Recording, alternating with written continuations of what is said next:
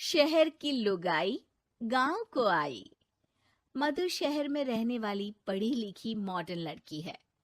वो और पवन साथ कॉलेज में पढ़ते थे। धीरे धीरे उन दोनों में प्यार हो गया।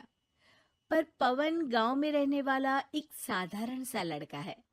मधु के पिता हमेशा उसे ये बात कहकर ताना देते हैं। तुम वहां गांव में कैसे एडजस्ट करोगी? शादी करके तुम गांव तो चली जाओगी, पर अपनी सारी मॉडर्न सोच और चीजें यहाँ शहर में ही रख कर जाना। ये सुनकर मधु को बहुत गुस्सा आता है। तो क्या हुआ अगर वो लोग गांव के हैं? मैं वहां जाकर उस घर को बिल्कुल शहर की तरह बना दूंगी। शाम होते ही मधु पवन को वीडियो कॉल करती है। अच्छा हुआ तुमने वीडियो कॉल कर लिया।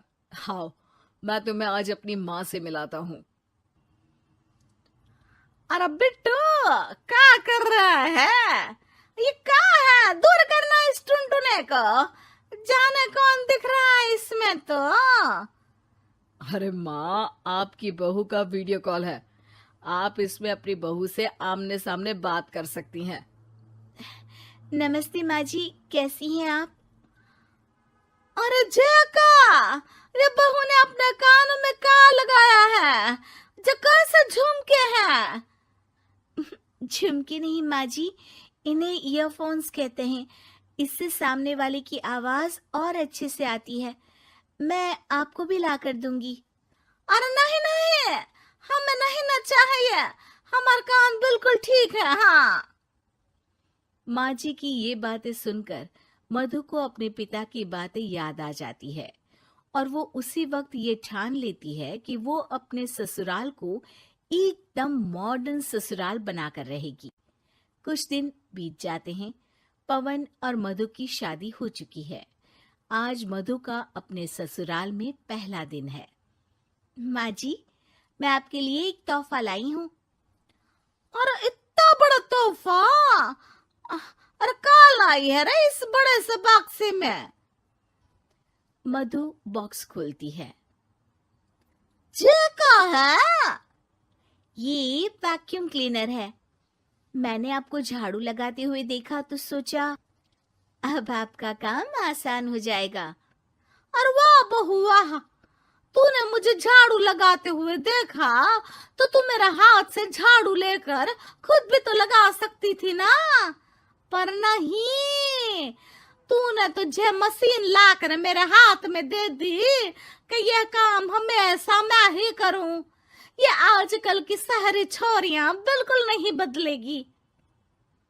मधु को मन ही मन गुस्सा आता है, पर फिर भी अपना गुस्सा भूलकर मधु माँ जी को वैक्यूम क्लीनर इस्तेमाल करना सिखाती है।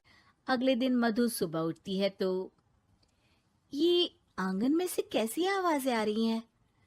मधु दौड़ती दौड़ती आंगन में जाती है और देखते ही चौंक जाती है। अरे माँ जी, ये आप क्या कर रही हैं? और वो कहा है ना, सुबह मैं जब कुएं से पानी निकाल रही थी तो मेरे कान की बाली उसमें गिर गई थी। तो ये तेरा वैक्यूम ना सारी चीजें अपनी तरफ खींच लेता है ना, तो मेरी बाली भी तो निकाल ही देगा। उसी की कोशिश कर रही हूँ, पर न जाने क्यों अब ये चालू ही नहीं हो रही तेरी मशीन। अब वो चालू होगी भी नहीं। पर अब कुएं में से पानी निकाल क्यों रही थी? अरे कमाल करती हो ना बहू। पीने के लिए पानी क्या तेरे मायके से लाऊं मैं? अरे कुएं से ही तो निकालना पड़ता है। हाँ, पीने के लिए पानी, और वो भी कुएं से। मधु दिमाग लगाती है और थोड़ी ही देर में घर में वाटर प्यूरिफायर लगवा देती है। ये देखिए माँ जी, इसमें बस एक बार पानी भर देंगे तो नल में पानी साफ होकर बाहर आएगा।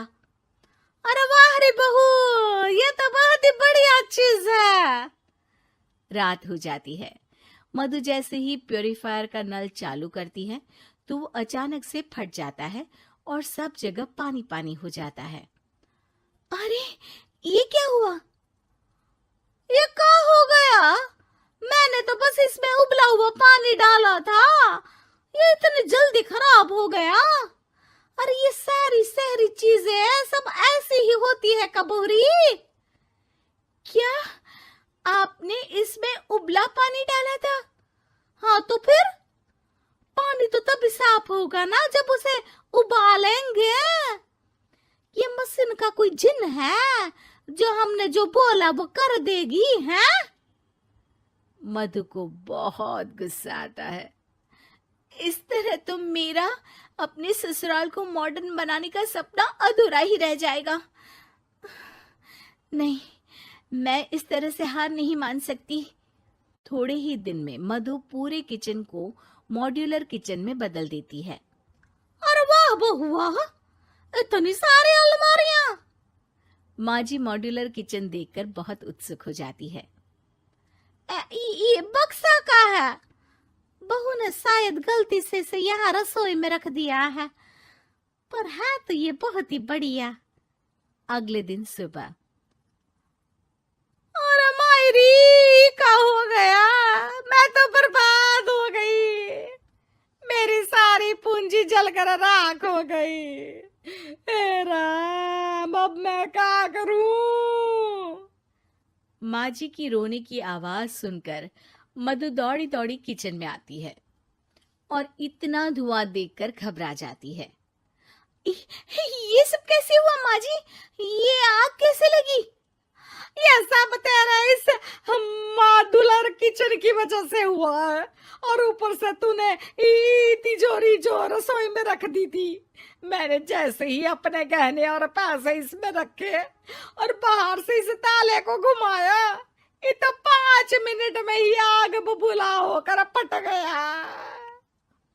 अरे माँ जी, ये तिजोरी नहीं है, ये तो माइक्रोवेव है।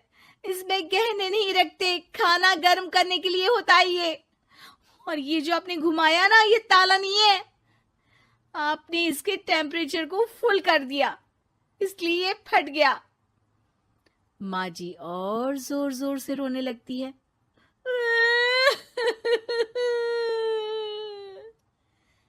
मधु सर पीट लेती है और कसम खाती है कि अब ससुराल को मॉडर्न बनाने की कोई कोशिश नहीं करेगी।